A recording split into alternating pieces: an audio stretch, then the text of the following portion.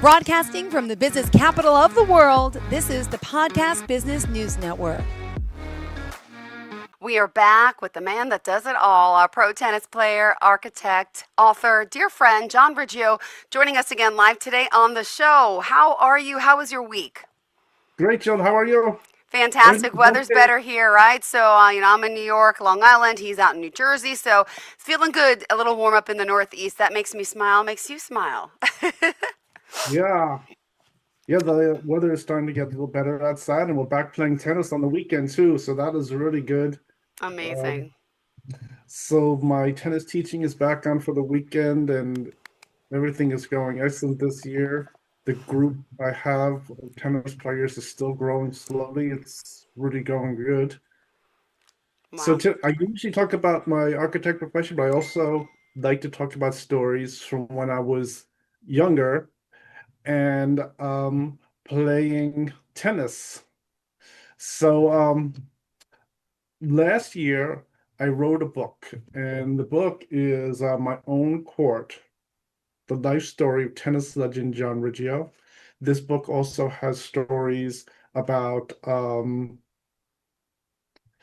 my architect profession.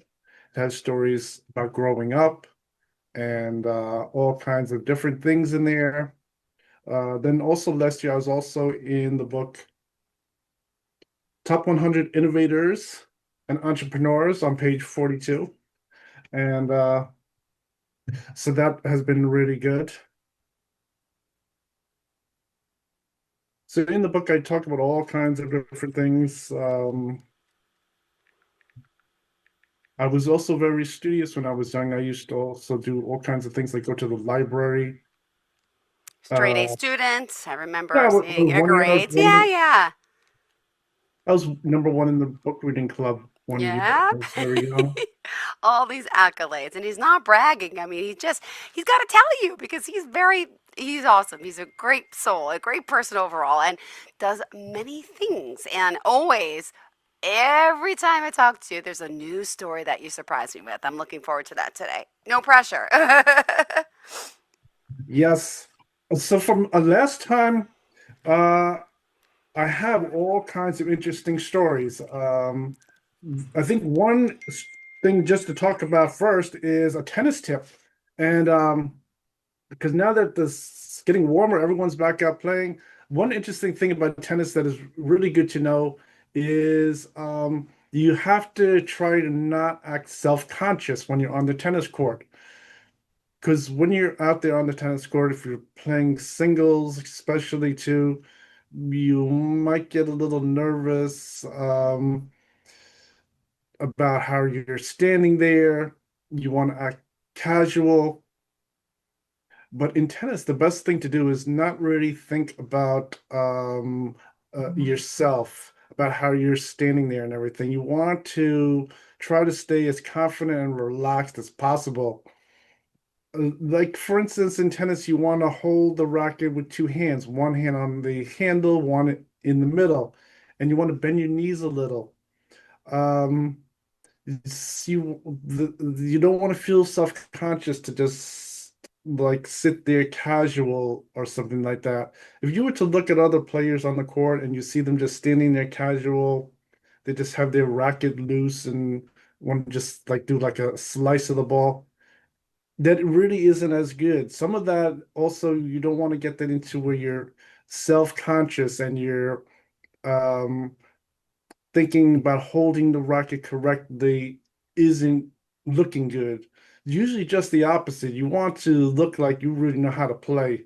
And I think one interesting trick to do that also is to get like those wrist bands and a headband and you put it on there and that sort of helps out a little. Everyone starts to go through getting different tennis clothes, but usually if you do something like put a wristbands on, a headband on a couple times, can help you just start to loosen up a little, feel less self-conscious. And feeling less self-conscious, you want to then concentrate on your game. You want to really concentrate on the ball, how you're swinging it, how you're holding the racket, and not think about anyone around you looking at the game. I think when I was also playing this type of concentration was very important, and it started to get more and more important to concentrate on the game and not get distracted with fans watching, people cheering or booing or anything. And you really had to concentrate on your game. You had to keep your cool too. You don't want to react to anything. It could cause you a problem. You want to, act very calm and be very happy about the audience around you, the fans and everything like that. That was one thing that started to develop worse and worse. So, but it starts just like on your regular court, a recreational tennis, you go out to play, you want to just not feel self-conscious and start to just concentrate on the game on the court. And then that from there, you could then keep developing that skill, and that improves your game overall. Because, like, say if your coach tells you you're supposed to point your finger up in the air to look at the ball, to hit over it, but you feel self-conscious, you don't want to point your finger up in the air. If you don't point your finger up in the air, there's no way to judge the ball, and you're going to miss it, and then you're going to feel bad because you lost the point. So those kind of things you want to concentrate on and keep on your game. And that is really my tennis tip today. It's a good one. People watching, playing tennis, you should really follow that idea, really concentrate on the game and not feel self-conscious. So I think one interesting thing I've been talking about the last few times is what's been happening in between all those different um, contracts. There was some gaps in time. And in between those gaps in time, there were all kinds of interesting experiences going on. So I think from the last time I was talking about, really just to set the picture, I'm playing tennis, a multi-million-dollar contract. My contract's getting bought over. At this time, it's going up to $100 million contract. And the day in with the contract at this point was, in particular with the Japan team, was there was just some delay in really getting onto the court with the difference with them all the way in Japan and me here. I'm living in New York, and they are calling, and we're trying to get the whole thing together. But in the meantime, all those personal stories were coming out. And I think one interesting personal story to talk about was I was talking about some of my entertainment friends, and one interesting thing about my friend who's Terry that I met in 1988 is I think this is the thing that I don't think most people have this kind of situation. One interesting situation was I did start to get to know her, but I didn't really get to know her that in depth. And Mm-hmm. that's because where she lived in the group home, they wouldn't let me go there anymore. And we were before cell phones. But then a few years later, what happened is I'm living in an apartment, and I'm waiting at the Mitsubishi contract to go ahead for everything to go ahead with the playing to start and everything like that. And I receive a phone call from Terry. She has my phone number. She calls me, and I think one interesting thing about Terry, who's in adult entertainment, is when we met. I think I'm in excellent shape, and I think like say like you go to the beach and you're at the beach and you're really in excellent shape. You have a great body, is very lean and everything like that. So she originally we were good friends, we're pretty loose together. She would just like pull my shirt up just to show I have a great uh a great figure, to just for fun. This is like just like young kids. It's similar to like you're at the beach. And but as we talked, she also told me this thing that even though this is her thing, she really went to New York on her own, got away from her uh, family to do this. This was her desire. They had some interesting things. Is one, her contract they wanted the strangest thing. They were putting pressure on her, saying that eventually she would have to have like these cult children to pay for it.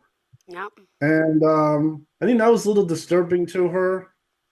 And since I'm her friend, I didn't really want that. So I had offered, I'd say I'd pay the money. If they need like $100,000, it turns out they wanted like $100,000 so she wouldn't have to do this. And she didn't really want to. I think this is another loophole in entertainment that people they can get away Wow. with something like this. I don't know why. For some reason, there's all these little loopholes. For some reason, in entertainment with contracts, and particularly in the adult industry, somehow there were loopholes for uh people to get hurt, overdosed, and they have this thing with some cult children. So what happened is she did not want this. So during this time, years later, um, she gives me a phone call and she says that they want her to have one of these children and she doesn't want to do it. Oh my And she gosh. knows that I was willing to put up the money. Ah. I was willing to put up the money for her Ah. not to do it. So even Mm-hmm. though we weren't going out anymore and but there's no necessarily any future with us getting married or anything that was uncertain. But I still wanted to help her. So what happened is she's on the phone and she puts this other guy on the phone who's like managing this whole thing. I talked to him for a few minutes and yeah, I agreed to attribute $100,000 so she doesn't Wow. have those children. And the guy was pretty nice. He was calling me a champ. He knows how we met Aw. and everything. Because I think their work is very insulated. They aren't getting out and talking to everybody. So I did hold true on what I had promised years ago with her. I did attribute $100,000. And they accepted this type of gift and it held off that she would have to do this thing with having like cult children to pay instead of just paying some money. And I I think everything went out good. I did talk to Terry over the years, and everything else seems to have gone good with her. I don't know what happened with any type of thing with the culture, but I'm 100% certain at the time I was able to hold off this requirement. I was about maybe it's like around maybe 26, between 25 and 28 years old or something like that. Mm-hmm. I don't know what exact age I was, but she was just a few years younger than me.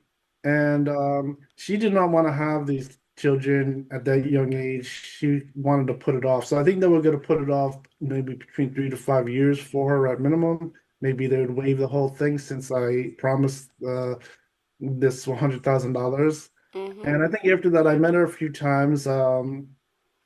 She is she's doing okay, and I think that them stopping us from going out together all the way back in like 1988, she was still a little hurt about that, and it wasn't my fault. I mean, I didn't do anything. And I think originally with that whole thing with stopping us, I went there so many times trying to get through that they ended up chasing me all the way down the street. That there was nothing else I can do at that time. So, but I think she was still a little hurt feelings about that. And but I was in fact able to stay in contact with her up to that time when I was able to attribute that money and they accepted it. I talked to directly to the person there in her company, and Yeah. so that worked pretty good. And yeah, I was happy to help her out. I didn't want to change my mind, even though we weren't able to continue going out and everything. I still helped her with that story. So I think that was really interesting. I think that during that time there were all kinds of interesting things going on. I was able to talk with all kinds of people, um, trying to make some deals to get my contract going. At one point, I talked with Mr. Matsui over at the Sanyo Electronics in Japan. They gave me a name to call. And in fact, I got along very well with him. I talked to him, I talked to his secretary, and we kept a conversation going over for a number of months. And I Mm-hmm. even had some phone calls back to them when the whole thing cleared with finding some sponsors. And he was pretty good. He wanted to really see if I could really become rich too. And we started playing this game, and things are pretty good. I ended up getting this big stereo system like a Wow. short time later, and I think it worked out pretty good. I didn't end up doing this thing, and so they gave me that. I did get a big stereo system, and I still have it too. And I think this whole thing came about really from talking to um, that's executive there in Yeah. Japan, and he was trying to teach me all kinds of things. He says he thought the same thing, that I could become rich, and he wanted to give the whole thing a test. And I think I came through with whatever we had talked about. Everything was good. He thought that there was a little bit of like a resistance around me that that things, even though I did everything correctly with Mr. Matsui and everything, that there were people who were just going to sort of withhold playing any kind of game with me. And somebody said the same thing. And this is one interesting story. So things were not completely where I could just run ahead and get everything I want. So that was one thing that was happening there. But he was just, from his point of view, he was just looking at the situation and thought that if I followed what he says, I should be able to get ahead and I could become really rich. He's really a top executive there in the company there in Sanyo, and he's was doing great. And I was talking to him, and he knows when I was talking to him also about when it comes to tennis, the big numbers. And he is someone who knows how to invest in sports, and he was interested in my contract. And he's talking to some kid that's all the way here in the USA. I didn't get to meet him in person yet, and we we were but he was able to really entertain this idea. And then when I finally got back on track with this partnership with Mitsubishi, Adidas, Reebok, and Leona Helmsley together, those four put me back on playing finally. It took a few months and everything, but I was finally back playing. And I called them again, updated them that I was back on the courts, and that not she doesn't have to miss out on that whole story with playing with the top $1 million contract and everything. And they were onto that whole investment.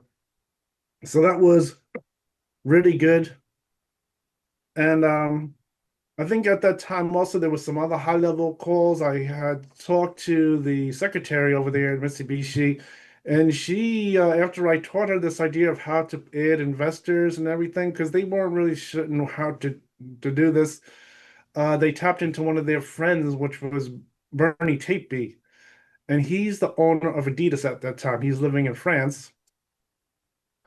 And I talked to him on a conference call. It was a straightforward, he's an ordinary guy, and everything went good. And I think talking to him probably helped, that I'm someone real and playing. It is not giving any joke or anything like that. And I think with all these different things that finally went ahead, he probably knew about it. I didn't get to talk to him again about what happened with his involvement with the tennis contract, but he probably knew that it went ahead and was 100% successful. It was not a waste of time. So that was very good. And he was friends with the Reebok. Now, the owner of the Reebok, I didn't talk to him personally. I only got to talk to their coaches. Their coaches were very involved with the contract, and they called me directly, and they were calling me right to my apartment. I think the one good thing was the landline in that apartment really was working good. A lot of phone calls were coming through.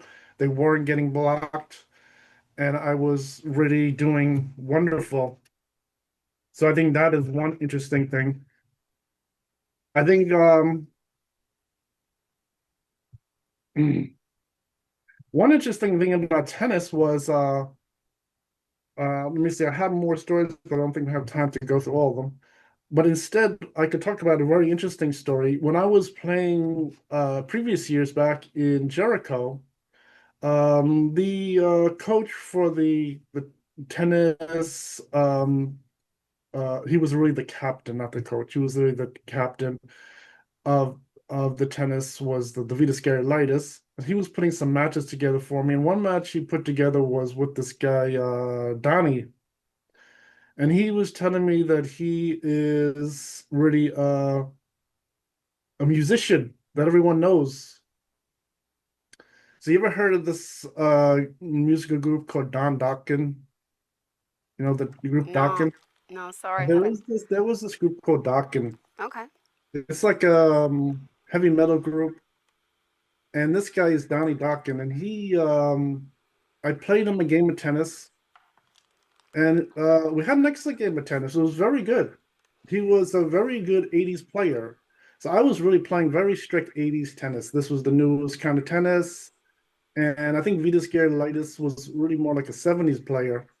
But this guy, Donnie, he was playing 80s tennis. And I was just reading his bio right now. I can upload it here. Let me just share it. Let me just make sure it's online first. Let me just make sure it's here. Is he was really much older than I had thought. He was really about the age of Vitas Gerulaitis.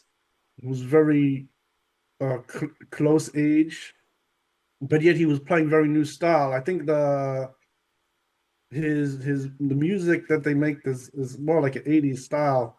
So let me just get this guy on here. Sure. Okay, good.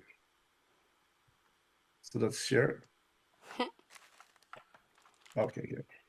Okay, so what's happening here is so this is yeah, so this is the player here. I think this picture is way old, but let me see what's going back in 1980s, 93.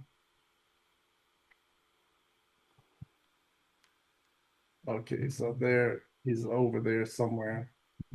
Okay, so what happened is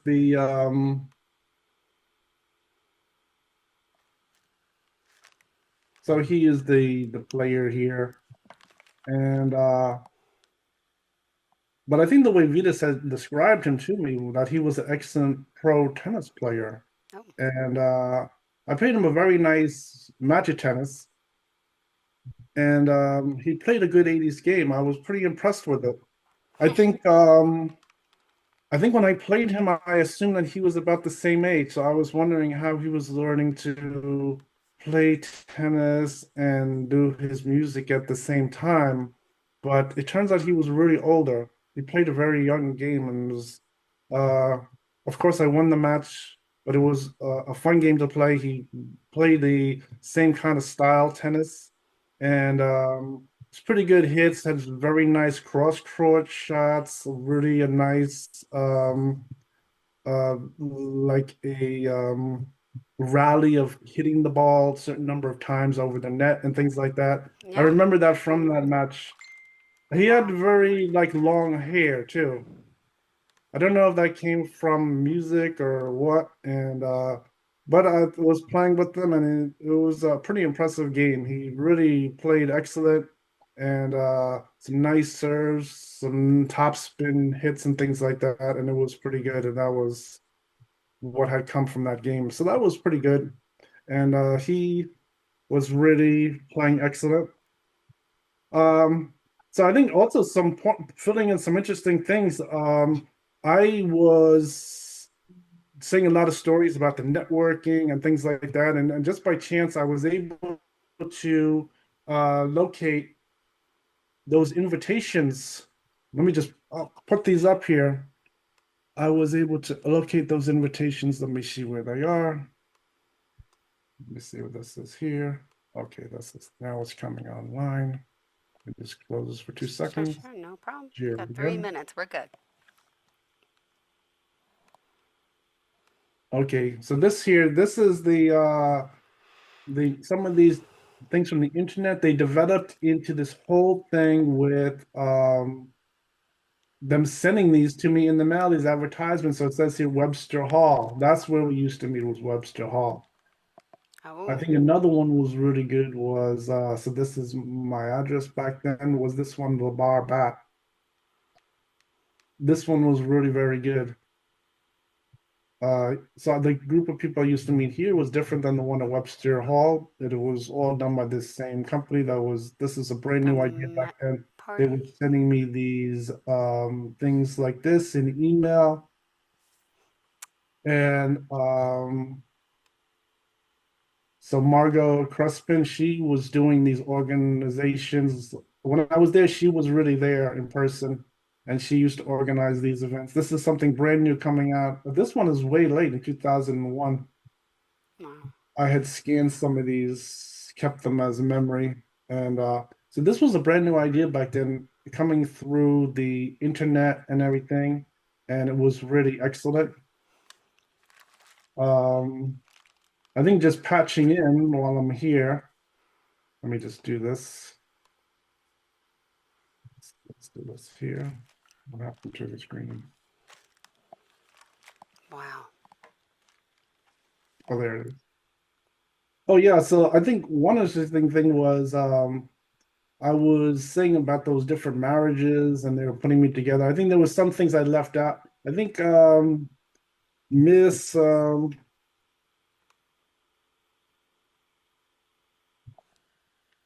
Miss Stephanie. Yep, did that- Go ahead, go Oh, sorry. ahead. Okay, yes. She in fact she was a very nice. I knew her when she was much younger. I think even the date that's here is not even on this list, back in 1980, 1998. And but I think the only thing about her is they were interested to maybe have me, get married to her. And so we met a number of times, and we got along pretty well. She's very nice. And I think when I knew her, she looked more like this. She was very young.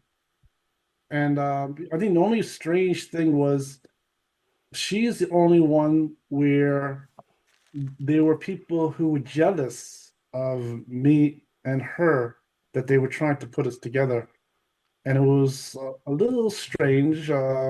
One of them was, I think, her producer. So the producer was standing outside on the sidewalk, down the sidewalk, and he was acting a little bit like he's a little enraged, a little angry, maybe jealous. Now, I did not put together me meeting with Stephanie at all. This was just done through entertainment, just entertainment friend. And she liked me. We were getting along very well. But this thing with the guy outside, the producer, was very upset that someone beat him up. And then he eventually he left there. I never talked to him. And then there was another guy, another one that's listed in here as her friend. I don't know if I want to say the name, but I think it was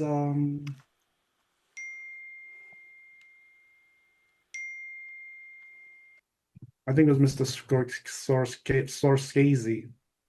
He was outside too, and I think he was maybe there not knowing what she was doing in the tennis center. I assumed maybe this was becoming where they're a little jealous, not knowing what's happening. And I didn't talk to him personally, but he was sort of outside. I assume they were a little upset or something like this. It was building up some pressure. Now, this is at the start of her career. She has a contract that is just over $100 million. Aw, My contract is over beautiful. $100 million. So And we're we paired together. and We we get gotta along wrap pretty up. Go good. ahead, go ahead, go ahead. We Very gotta go. nice. Sorry, go ahead. And We gotta unfortunately wrap her up. We talk about her I next think time. this She's might have beautiful. ended our little friendship short. I think unfortunately the jealousy outside, them not wanting us to get together was a little like an objection to our friendship. I don't know if they were part of something like that. But as far as my sponsors are concerned and the whole entertainment group, it was completely okay for us to stay friends and things like that. So that was one interesting thing about meeting Stephanie was she's the only one that really had very visible jealous people around Mm, vocalizing. I heard maybe little shout outs from outside, things like that. And uh-huh. as far as I'm concerned, I didn't care. I wasn't gonna stop meeting her. It Uh, didn't bother me. But I think it did start to build up some pressure. And that was one interesting fact about that. So me and Stephanie, who was Lady Gaga, we got along very good. She's very nice. Amazing. Yeah. And but there was all kinds of things they didn't other people they didn't want her getting away. So that's what happened. Wow. John Riggio, contact you. Google him. He's on Facebook. Check out his Facebook page. JohnRiggio.com is his website. You'll find him the pro tennis player. Obviously, he's in a group, and you also can Google him and get his book. Thank you so much for today. Bye bye. Talk next week. Well, goodbye. Thank you.